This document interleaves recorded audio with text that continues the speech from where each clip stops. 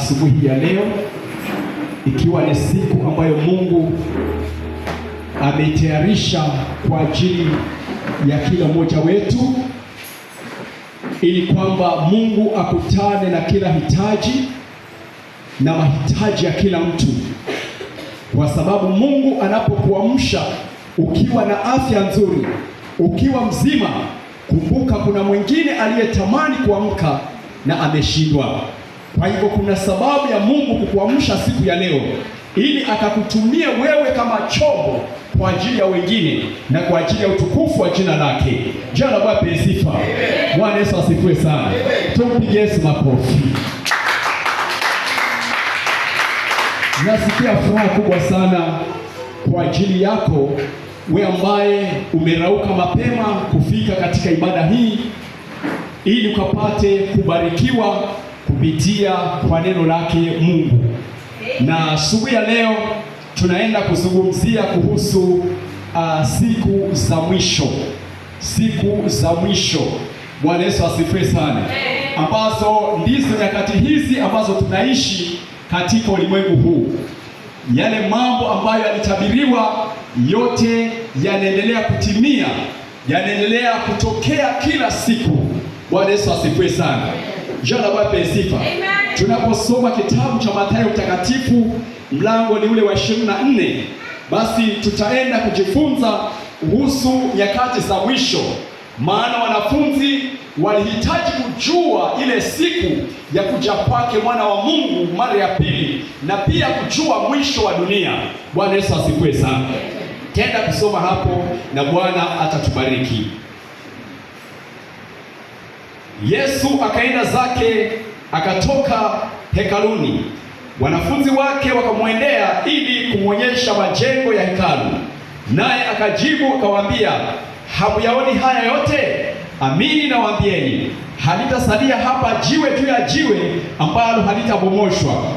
Hata alipokuwa ameketi katika mlima wa Mzeituni, wanafunzi wake wakamwendea kwa faragha wakisema, tuambie mambo hayo yatakuwa lini? Nayo ni nini dalili ya kuja kwako? Ni ya mwisho wa dunia? Yesu akajibu akawaambia, angalieni mtu asiwadanganye, kwa sababu wengi watakuja kwa jina langu wakisema mimi ni Kristo, nao watawadanganya wengi. Nanyi mtasikia habari za vita na matetesi ya vita. Angalieni msitishwe, maana hayo hayana budi kutukia, lakini ule mwisho bado. Kwa maana taifa litaondoka kupigana na taifa, na ufalme kupigana na ufalme. Kutakuwa na njaa na matetemeko ya nchi mahali mahali. Hayo yote ndiyo mwanzo wa utungu. Wakati huo watawasaliti ninyi, mpate dhiki, nao watawaua. Nanyi mtakuwa watu wa kuchukiwa na mataifa yote kwa ajili ya jina langu. Ndipo wengi watakapojikwaa na kusalitiana na kuchukiana, na manabii wengi wa uongo watatokea na kudanganya wengi. Na kwa sababu ya kuongezeka maasi, upendo wa wengi utapoa. Lakini mwenye kuvumilia hata mwisho ndiye atakayeokoka. Tena habari njema ya ufalme itahubiriwa katika ulimwengu wote kuwa ushuhuda kwa mataifa yote. Hapo ndipo ule mwisho utakapokuja. Jina la Yesu lipewe sifa. Bwana Yesu asifiwe sana. Hapa maandiko yanasema hivi ya kwamba wanafunzi walimchukua Yesu na kumwonyesha majengo ya hekalu, majengo yaliyokuwa yamejengwa kwa uzuri, yamejengwa kwa ustadi sana, ili kwamba kumuuliza Yesu, je, mwisho wa dunia na wakati utakapokuja Bwana, je, majengo haya ambayo tunayaona, je, yatabaki? Ndiposa Yesu anawaambia kwamba hakutasalia jiwe juu ya jiwe ambalo halitabomoshwa. Bwana Yesu asifiwe sana. Hivi inatufundisha kwamba katika kila kitu ambacho tunakiona katika hii dunia, kiwe ni kizuri sana, kiwe ni kikubwa sana, aidha ni manyumba, aidha ni magari, aidha ni mali za kila aina. Wakati ule wa mwisho ama wakati wa mwisho wa dunia, kila kitu kitaharibiwa. Hakuna kitu kitakachosalia katika hii dunia. Bwana Yesu asifiwe sana. Jana bape sifa. Ili kwamba mtu yeyote asijivunie kwa vitu alivyo navyo, asijisifie mali alizo nazo na manyumba ako nayo na vyeo alivyo navyo. Anasema ya kwamba kabla ya kuja kwake kuna mambo yataanza kutokea. Mutasikia habari ya vita mahali, na hivi tumesikia mataifa yakipigana tayari, tumesikia viongozi wakianza kupigana tayari. Bwana Yesu asifiwe sana. Jana baada ya sifa, tumesikia ndugu akimwindukia ndugu yake na kumuua. Tumeshuhudia mauaji mengi sana yakitokea, yakitendeka. Hizi ni dalili hakuna upendo tena kati ya ndugu na ndugu. Hakuna upendo tena kati ya mandugu. Watu wanauana bila huruma. Jina la Bwana sifa. Udanganyifu umezidi kuongezeka na kuongezeka. Manabii wa uongo wametokea duniani kote, ulimwengu mzima, sio tu kwa taifa letu, lakini manabii wametokea kila pembe za dunia. Na tumeona hata mafundisho yao, tumeona hata matendo yao, tumeona hata vile ambavyo wanatenda au tabia zao zinaonyesha wazi ya kwamba nyakati hizi tunazoishi ndizo nyakati zilizotabiriwa. Bwana Yesu asifiwe sana. Jana baada ya sifa, watu hawana hofu tena na Mungu. Wameingia hata makanisani, wamevunja hata milango ya kanisa ili kuiba vitu vya kanisa. Hofu imeondoka. Bwana Yesu asifiwe sana. Jana baada ya sifa, Bwana anasema ya kwamba na ndugu atamwinukia ndugu yake na kumsaliti. Na kwa sababu hiyo Bwana anatutayarisha kwamba haya yote hayana budi kutukia, lakini ule mwisho bado. Na Bwana anasema msiogope, msiogope mnapoyaona haya na kuyashuhudia. Bwana Yesu asifiwe sana. Ukiendelea mbele anasema ya kwamba na yule aliye katika Uyahudini asirudi nyuma, aliye juu ya dari asishuke chini. Hapa tunafundishwa ama tunahimizwa kudumu na kuendelea kuwa waaminifu na Mungu katika kumuomba, kuwa waaminifu na Mungu katika kumwamini, kuwa waaminifu na Mungu katika kumtumikia. Bwana Yesu asifiwe sana. Jina la Bwana sifa. Tumpigie Kristo makofi. Na anasema kwa sababu ya kuongezeka kwa maasi, upendo wa wengi utapoa. Hivi sasa mambo yanayoendelea ni kwamba hata upendo umepoa katika mioyo ya watu. Shida ikitokea kidogo, mwanadamu atahangaika karibu dunia nzima. Jana baada ya sifa, kwa sababu ndani yake ule upendo wa kumpenda Mungu umeondoka. Mungu anataka tumpende hata wakati ulio mgumu. Mungu anataka tumwamini hata wakati wa mateso. Hata wakati mambo yanakuwa magumu kiasi gani, bado tuonyeshe upendo wetu kwa Mungu. Bwana Yesu asifiwe sana.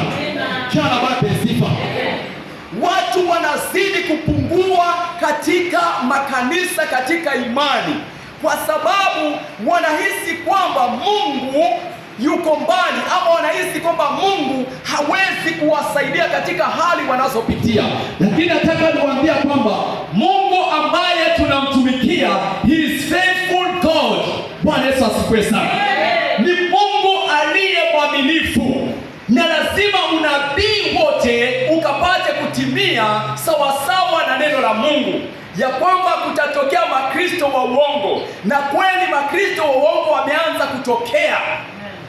Wameonekana miujiza ambayo inatendeka, mambo ambayo yanafanyika, mambo ya udanganyifu. Uongo umezidi, mafundisho ya uongo.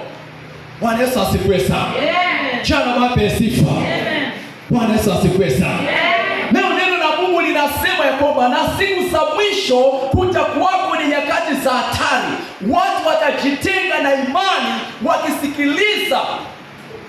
mafundisho ya mashetani. Jana Baba sifa. Bwana Yesu asifiwe sana. Jana Yesu nipe sifa. Wakati ambapo mambo haya yanatokea, unapaswa kuwa mwaminifu kwa Mungu kwa hali zozote zile. Aidha ni wakati wa magonjwa, aidha ni wakati wa vita, aidha ni wakati wa watu kuipinga injili ama kuikataa imani. Unahitaji kusimama imara kwa sababu ya imani yako na Mungu. Jina Yesu lipe sifa. Jina la Bwana lipe sifa. Bwana Yesu asifiwe sana. Ndipo wengi watakapojikwaa nao watasalitiana. Isitokee kwako kumsaliti ndugu yako. Isitokee kwako wewe ambaye umeokoka kumsaliti ndugu yako, ama kumuua ndugu yako, ama kumkana ndugu yako. Unapaswa kukaa katika upendo. Kwa wengine upendo ukipoa, kwako upendo ukadumu na kuongezeka kwa Mungu. Bwana Yesu asifiwe sana. Jina la Bwana lipe sifa. Bwana Yesu asifiwe sana. Siku hizi ama dunia ya leo, watu wengi wamekimbilia manabii, wamekimbilia unabii, na nabii zinazotolewa sio nabii zote ambazo zinatoka kwa Mungu. Sio nabii zote zinatoka kwa Mungu. Sio maajabu yote yanatoka kwa Mungu. Kuna maajabu mengine ambayo ni ya kishetani na wanadamu. Jina la Yesu lipe sifa. Bwana Yesu asifiwe sana. Tupige Yesu makofi. Jina la Bwana lipe sifa. Sasa kama maandiko yanasema ya kwamba mtaweka mikono kwa wagonjwa nao watapona, mtawapaka mafuta wagonjwa watapona. Lakini itokee kwamba mtu ananyweshwa mafuta ya oil ama olive oil, ananyweshwa kabisa, anakunywa mafuta kwa jina la kutafuta uponyaji. Jana Bwana sifa. Hakuna mahali Biblia inasema ya kwamba watu wanyweshwe mafuta ama uponyaji wa mafuta ni kupitia kwa kunyweshwa mafuta ama kunywa mafuta. Anasema mafuta ni kupakwa, sio kunyweshwa. Bwana Yesu asifiwe sana. Jana Bwana sifa. Na hata wakati pepo anatoka ndani ya mtu, hatoki kwa njia moja eti huyo mtu ni mpaka aanguke aanze kubingirika ndio iwe huyo mtu ametolewa pepo. Lakini tunaambiwa Mary Magdalene alitolewa pepo 7, lakini tunaambiwa kwamba alibingirika wakati pepo alipokuwa akitoka. Jina la Bwana sifa. Jina la Bwana sifa. Na kuna pepo wengine hutoka kwa kupiga kelele. Kuna wengine hutoka hakuna kelele yoyote, lakini pepo ametoka na ameenda. Jina la Bwana sifa. Bwana Yesu asifiwe sana. Lakini imetokea kwamba huyo mtu ni apigwe kofi ndio pepo atoke. Apigwe kofi mpaka akitoka pale uso umefura, sababu pepo ametolewa. Hakuna mahali Yesu alipiga kofi mtu kwa sababu ya kumtoa pepo. Yesu alikuwa akiamrisha na pepo walikuwa wakiwatoka watu. Dunia ya leo mambo yamebadilika kudhihirisha kwamba ni nyakati za mwisho. Pepo hatoki kwa mtu kupigwa kofi.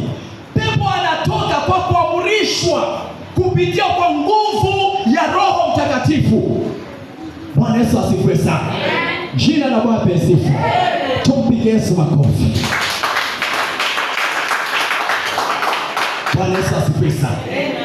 Na uponyaji wa mtu unatoka kwa Mungu. Uponyaji wa mtu unatoka kwa Mungu, na huwezi nunua uponyaji kwa pesa. Huwezi kununua uzima kwa fedha yako. Yesu anasema ukiamini utapona, ukiamini utaokoka. Jana Bwana sifa.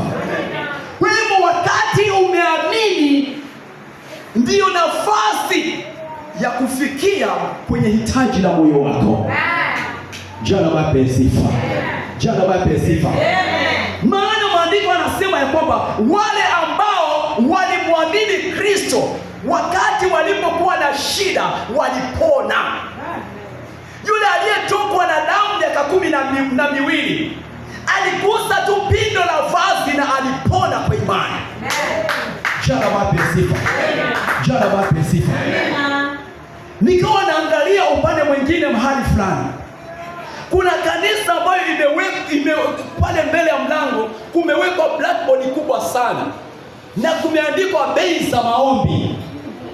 Bei za maombi, kuna maombi ya 100, kuna maombi ya 200 na kuna maombi ya 1500. Sasa shida yako itategemea na ile fedha.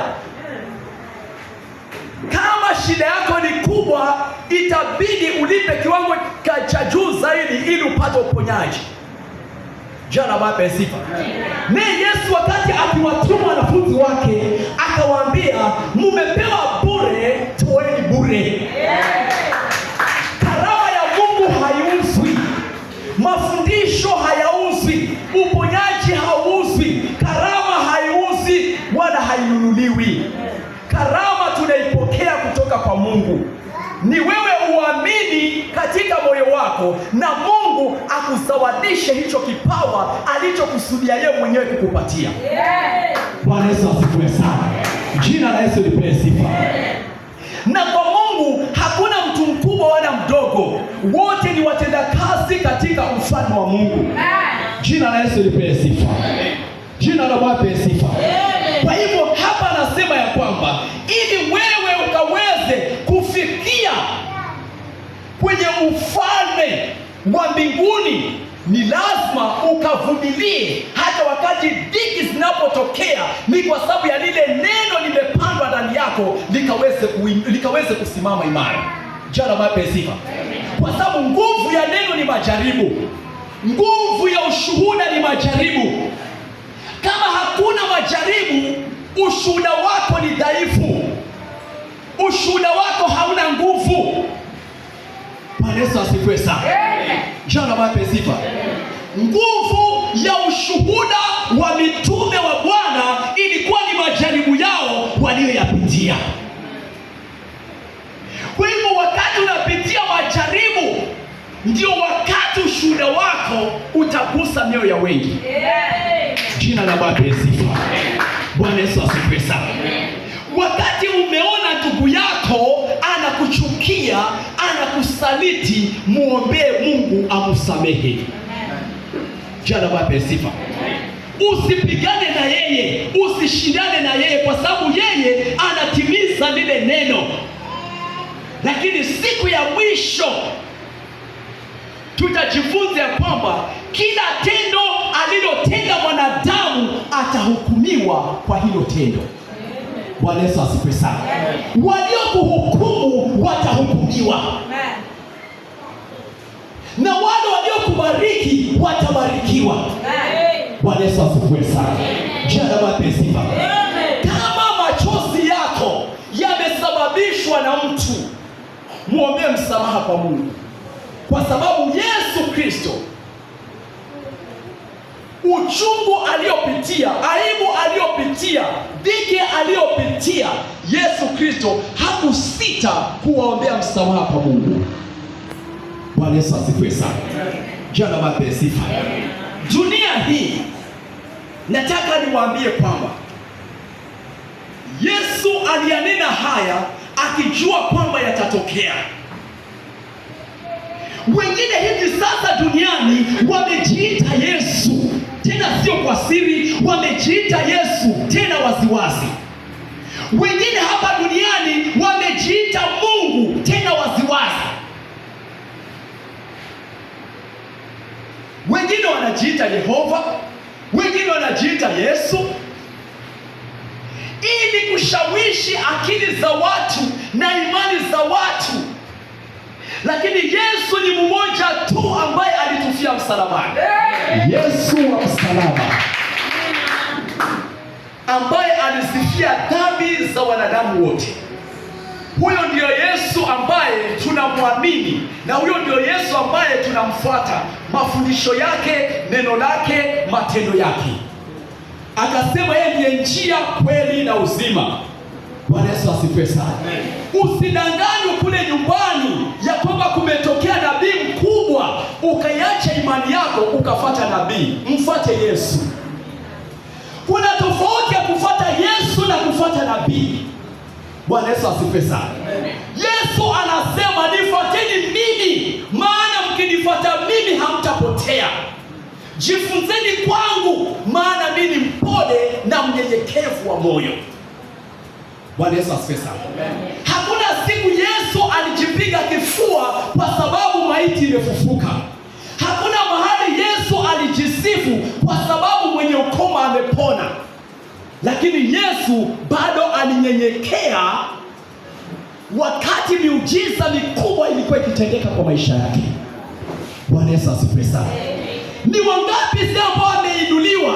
Labda mgonjwa mmoja tu alipona, lakini dunia nzima itatambua kuwa yeye ni nani, mpaka wengine wote waache imani zao, badala kumfuata Yesu wamfuate mwanadamu. Bwana Yesu asifiwe sana. Ikatokea kwamba wakati mwingine ya kwamba kila mtu anayeingia katika kanisa fulani akishaombewa, akipona, lazima kuna pesa alipe, na asipolipa hiyo pesa atafungiwa pale ndani mpaka alipe hilo deni. Huu ni ulimwengu sasa. Hapa naposema kutatokea makristo wa uongo. Kwa hivyo wewe mtumishi wa Mungu, mfuate Yesu na neno lake na mafundisho yake, kwa sababu lengo la Mungu na mpango wa Mungu ni kwamba baada ya maisha yako ya hapa ulimwenguni ukaweze kukaa na yeye pale kwenye kiti chake cha enzi. Bwana Yesu asifiwe sana. Jina la Yesu lipewe sifa. Tumpige Yesu makofi. Dumu katika kuomba. Kuna ushirika hapa, kuna shirika hapa za katikati ya wiki, kuna ibada za katikati ya wiki. Jijenge imani yako kupitia kwa ushirika. Jijenge imani yako kupitia kwa ibada za katikati ya wiki na siku ya Jumapili.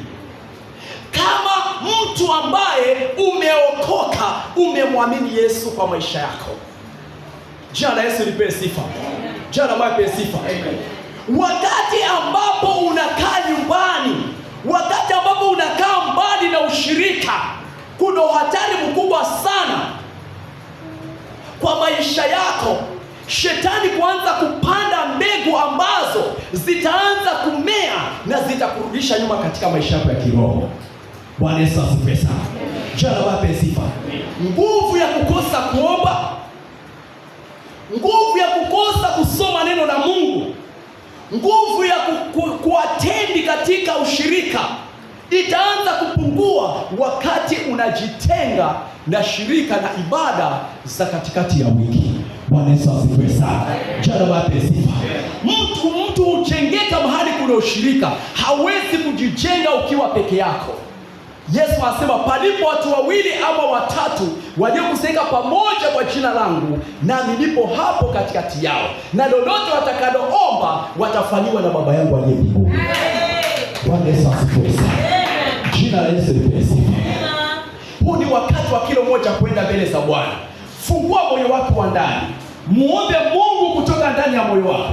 Mwambie Mungu, ninakuhitaji asubuhi ya leo. Ninahitaji msaada wako. Ninahitaji nguvu zako. Ninahitaji Roho wako Mtakatifu.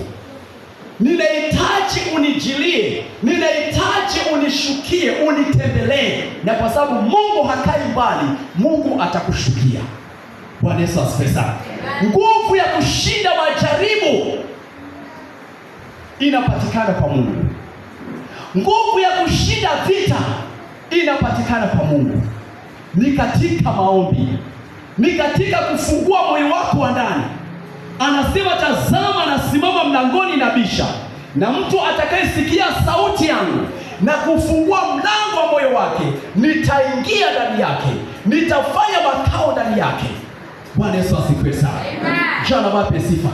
Tamani kujawa na Mungu ndani yako. Tamani kujawa na nguvu ya Roho Mtakatifu ndani yako, ili ukaweze kushinda majaribu ya dunia, ili ukaweze kuepuka na yale maovu yanayoendelea katika hii dunia. Tunaweza kusimama sote kwa miguu yetu, ili tukaweza kujikabidhi mbele za Bwana, tukaweze kujikabidhi mbele za Bwana katika maombi. Amen. Tusimameni sote pamoja kwa ajili ya kujikabidhi mbele za Bwana.